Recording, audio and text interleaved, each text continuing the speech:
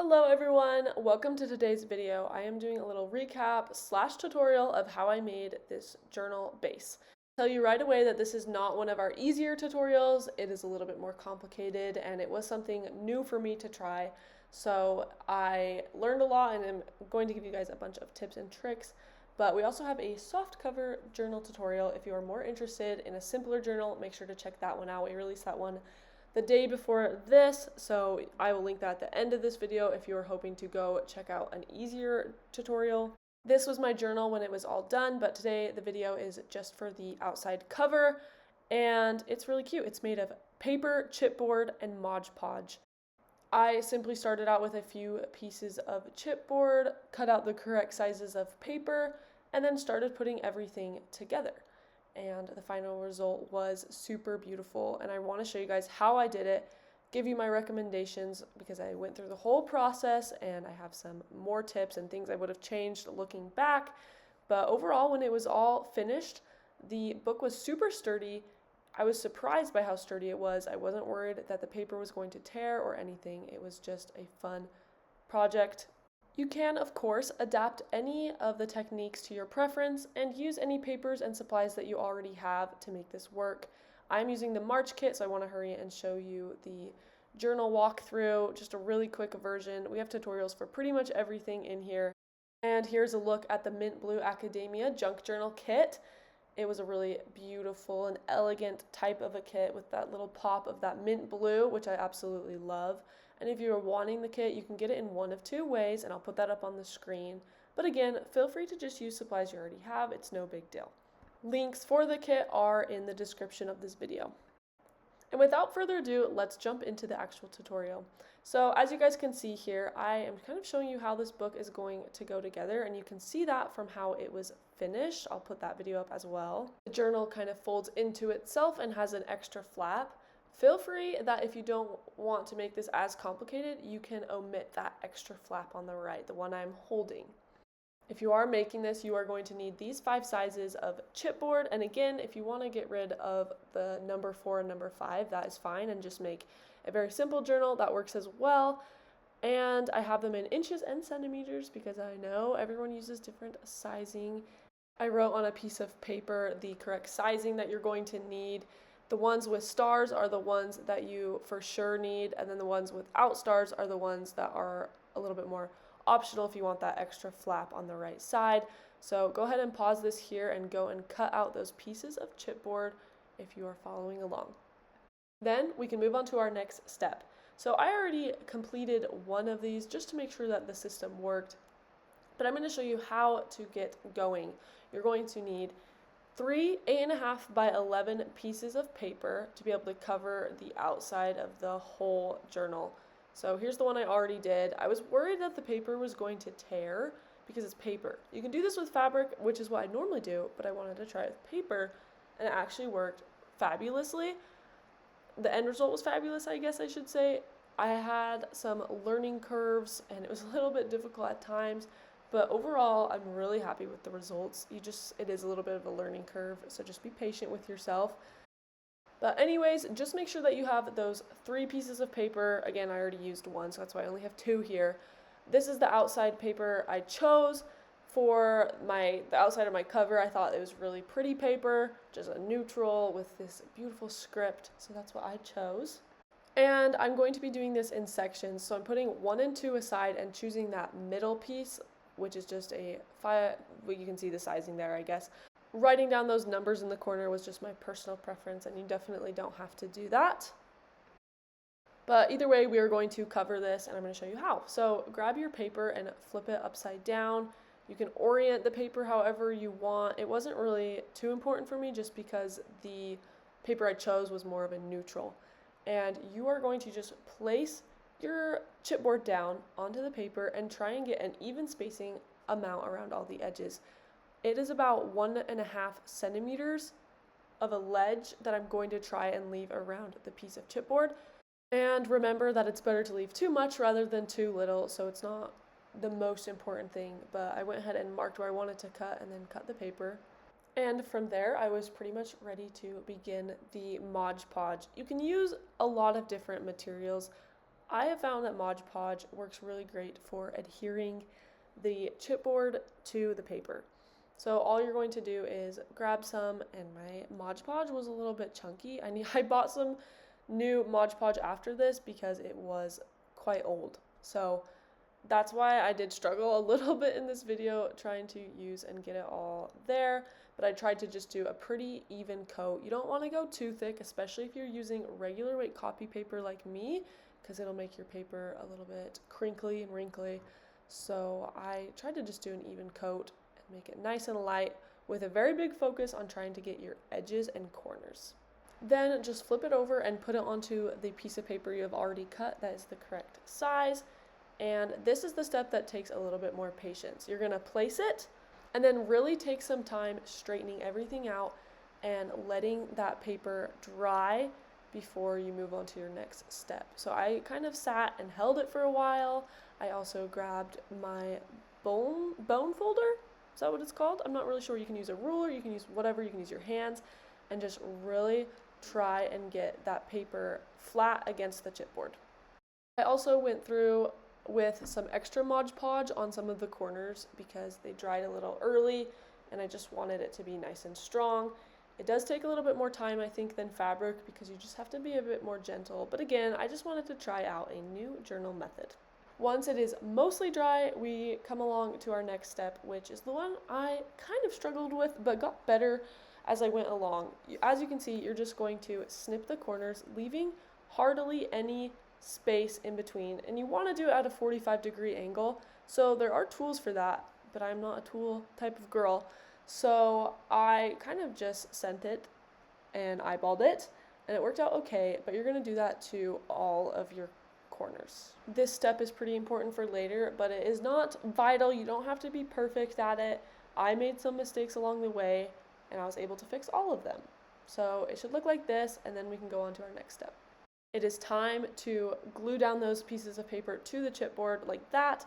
So one thing I like to do before gluing is I like to really crease the edge before I flip it down, just so it knows, so the paper kind of is ready to go, ready to fold, if that makes sense. And that worked pretty well for me. So I went ahead and just did that on all the edges. And then I grabbed some Mod Podge, and I was pretty liberal with the amount I was putting on. Still didn't want to make it wrinkly, so you just kind of have to see what is best, but you really want them to stick and be really strong. Then you're going to repeat with all of those extra pieces of paper on this side. And this brings me to my first mistake I made, where I folded it down and noticed that there was a little bit of a gap right there, and I wanted the paper to cover that. And you kind of just get a feel for what works and what doesn't. I figured later I could just put a piece of paper over it if I needed to that matched the one I already had, and that did work in the future. But some of them worked and some of them didn't, and I figured that it was the ones that had the gap were the ones that I cut the paper a little bit too close to the corner, or cut at a weird angle that wasn't quite a 45-degree angle. But like I said, I am learning. This was my first attempt doing this, so I like to be able to give you guys any tips and tricks that I noticed. But yeah, we can move on to our next one. This one is going to be a little bit more difficult because it is 2 pieces instead of just the one. And by the way, please ignore those holes that are in that piece of chipboard. I wanted to try something, but it didn't end up working. So don't put holes in your chipboard. At least this time. I'm working on a fun tutorial where I can show you guys how to properly do it.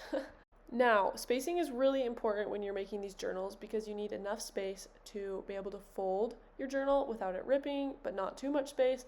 So what I like to do to get a good amount of space is get 2 pieces of chipboard, glue them together, which is what I was holding there, and that gives you a pretty good idea of how much space you want in between each piece of chipboard.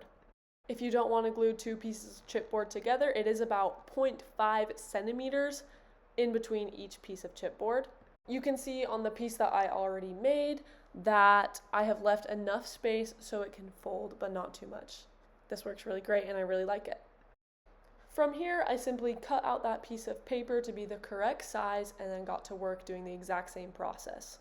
I started with my larger piece of chipboard and again put a bunch of Mod Podge on it, got it everywhere, and then put it down onto the paper. I also made sure that there was enough room for that other piece of chipboard on this paper, And yeah, it worked out pretty good. And again, I just took my time pressing it down and trying to smooth out any wrinkles. As it dries, the wrinkles kind of do go away, at least in my experience. They kind of go away naturally, so it's okay if there are some as you're doing it. It's no big deal, and it adds to the kind of vintage junk journal feel. And then on this one, I decided to kind of outline the back of it just to help give it some extra bendability. I'm not sure if this really worked, but it seemed okay. Then I added on more Mod Podge to that smaller piece, and then used that spacer chipboard that has two chipboards glued together, and I used that as a guide for the spacing, secured it down, and made sure that everything was going to plan. As you guys can see, like, I kind of kept bending it over and over again. This is where it got tedious, but it's kind of an important step. You want to bend those pieces over and over again to make sure that they're drying properly and you're not doing anything crazy. I did trim off some extra paper because it was a little bit too long. Then you just go ahead and do that same thing. Cut all of your corners, leaving just a little bit of space from the very tip of the corner. And then here I am again, just folding down all those edges. It gets tedious, you guys, but not in a bad way. I guess tedious might not be the right word. It is repetitive, and that's okay. It's supposed to be. But yeah, here I am just folding them down. This ended up being really helpful that I kind of creased all of those borders. It just helped them go together a little bit better. And I'll stop pestering you guys about this, but if you are making this will be the last time I say it. You just kind of want to just take your time, and as you're going along, making sure that everything can fold together. So as you guys can see, I'll put this one down, and then I will make sure that it can fold still. So I'll put it down, and then you can kind of see in that little gap, I'm just taking good care of it, being very gentle with it and light with it, folding it, pressing it down with a ruler or a bone folder, and then I just finished up that last edge and wrapped up all my pieces. You guys will still have one more to do if you are following along. I did it beforehand just because you're just going to repeat that same process. And remember that if you are doing it with paper, that you need to sometimes be gentle, and that's good. And it ends up being quite sturdy, but you don't want to rip it during the process. Once you have all three pieces that look like this, you are ready for our next step. I'll lay them out so you guys can kind of see what you need to have and how you need to have them oriented.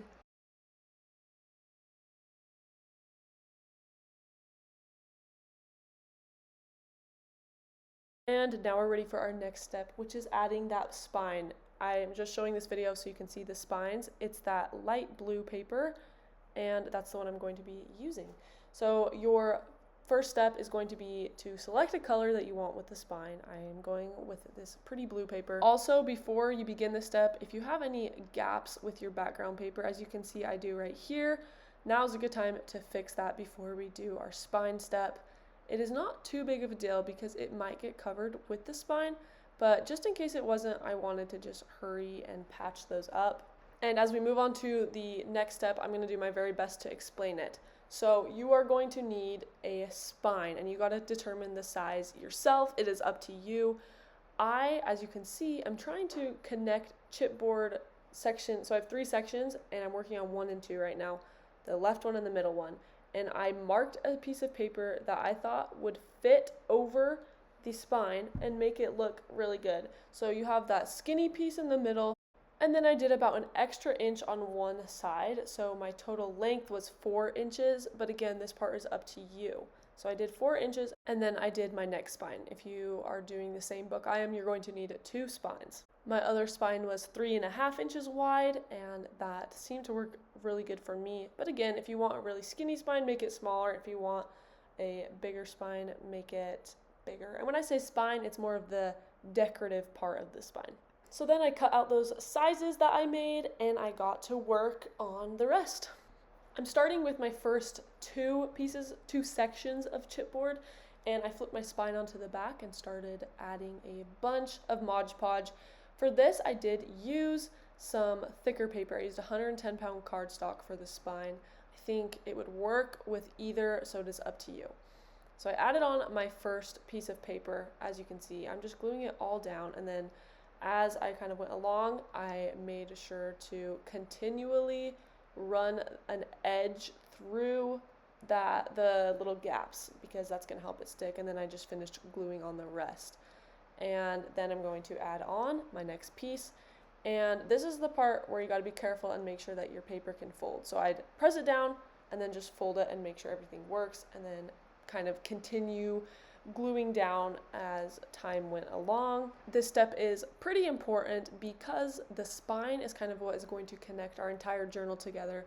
So we just want it to be really, really strong and sturdy, and also be able to fold. So once I had that part figured out, I put on that next piece of chipboard. The more I did this myself, the more I kind of got to learn, and I got better as I went along. I think this one was okay, but my next spine I did even better on. So sometimes it just takes a little bit of trial and error, and I don't know, I just got a little bit faster each time. This is what it looked like when I was done with my first section, and then it was time to add on my next section. Simply just repeat the same steps. I also, one hack I kind of learned, maybe a little bit too late on the first one, but on this one, is those little spines, the little pieces of chipboard, are the pieces that you want to center onto the paper. So I tried my best to just center that little piece of paper where I thought it was going to look good, and that was super helpful. So here I am just folding and molding the paper to kind of work in the way I want it to. Paper is awesome. I didn't know it was this strong. I honestly was unsure of what was going to happen, but the more I did it, the better it got, and it was just beautiful. It was just so much fun too. Like, once you know the process and it's not as stressful, like if I were to do this again, it would be a lot more fun. The first time, I admit, was a bit stressful because I was just experimenting with something and I didn't really have any instructions. So I know that if I were to do this again, I would enjoy it a lot more. Once that piece was done, it was time to connect it to become one big piece and kind of finish up the spine part of this.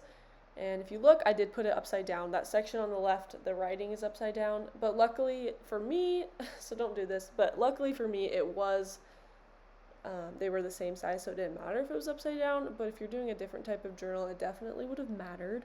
So don't do that. I didn't even notice till way later, but that's okay.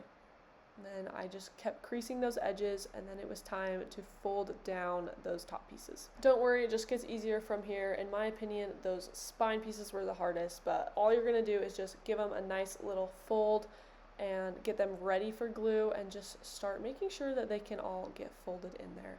It really wasn't too bad. You can kind of just see what I'm doing and copy that, and then you're going to start adding your Mod Podge, putting them down like that, creasing those edges, and then making sure the gaps are all good, and then making sure your journal can still fold. And you're going to repeat that on all 4 of them, and you're good to go. One tip for this journal is, as you're doing this, if you have something you can kind of secure them with to keep them in the same spot while they're drying, then I really recommend it. I just used these little skeleton clips, and that was really helpful. It just secured it, so I didn't have to constantly be making sure that it was drying properly, and I can move on and do the other parts of this project. And at this point, I really did start to enjoy it, and I was like feeling a little bit more confident enough to be able to make a video. I almost didn't make a video because I was like, this isn't gonna work, and then it worked, and it turned out so cute. This is kind of what it looks like when you're all done, and we have one more step, and then it is completely finished. Okay, so here it is, and finally we can move on. So we need to create a pretty inner lining for this journal to cover up all that ugly chipboard that we don't want showing. So choose a paper that you love, and you're going to use it for the inner lining of your journal. I am just using regular copy paper for the inner part of my journal. It just made sense. It's really simple and easy to use. And then, as I'm doing here, you're going to just measure the top length and then cut your papers to size so that you can kind of start adding those papers on the inside. Then grab your Mod Podge and just start going. I again added a even coat for each section. I just went section by section and left enough of that white edge around. I didn't want my inner lining paper to take up the whole thing, so you can see I left a little bit of a border. and I recommend that. And then again, just made sure that everything could fold still. This part wasn't too bad. The paper folded pretty easily in comparison to the outside, and then I just repeated with each section. I also did overlap the inner liner pages just a little bit because I didn't want any of that chipboard showing, but just a tiny bit, and that worked out fine.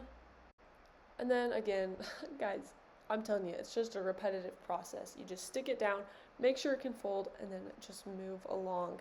So that's what I did, and then I just needed a tiny bit more paper for that last section, so I just got that ready, and we were good to go. I let it completely dry for about an hour, and then this is kind of where we are at. I absolutely love it, you guys. Super strong, super sturdy, extremely bendable. As long as you're not trying to like bend a book in weird directions that a book shouldn't be bent, you're totally fine.